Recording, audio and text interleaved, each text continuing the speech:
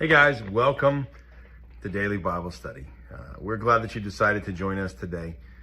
And hopefully you are blessed by the text that you've read today. Our chapters today were Psalm 46 through 50.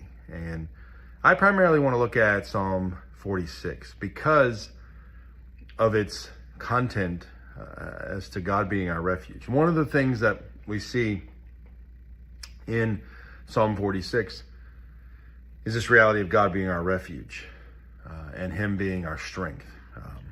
And so we think about God's presence in our lives, right? We think about His protection in our lives, right? We think about His power moving in our lives. And so if you read Psalm 46, one of the things you see is that the greatest concern for the people during this time, during the times of Isaiah, would be the Assyrian army, right? During the time of King Hezekiah. And so many scholars believe that Psalm 46 was written around this time. And so in that you see this concern about God being their refuge and God being the one that protect them, right?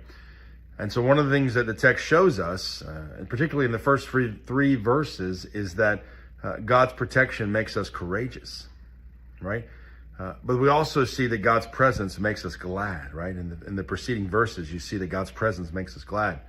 And then God's power causes us to be committed to Him, right? Knowing that He's able to move and to work in our lives. And so thinking about Psalm 46 and thinking about this popular reality that God is our refuge, hopefully we can see that this was a moment where God's people were looking to Him as a refuge because they were being faced with all of the hardships and all of the struggles that were coming because of the Assyrian army, right? So because of the Assyrian army, they were dealing with these issues and they were afraid. And so God's people collectively declared this statement that God is their refuge.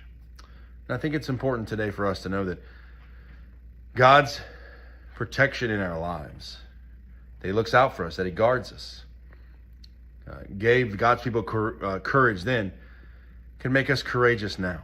That God's presence in our lives can make us glad as it made His people glad then.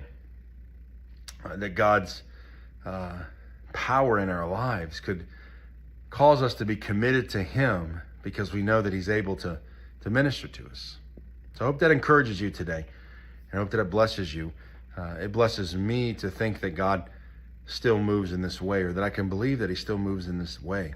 And so we hope that you guys are blessed by that today, and that you can be encouraged today that God is still moving, that God is still working in our lives, and that as much as He was evident in the lives of His people in Psalm 46, He's evident in our lives today. So we love you guys, and we hope that you'll be blessed today.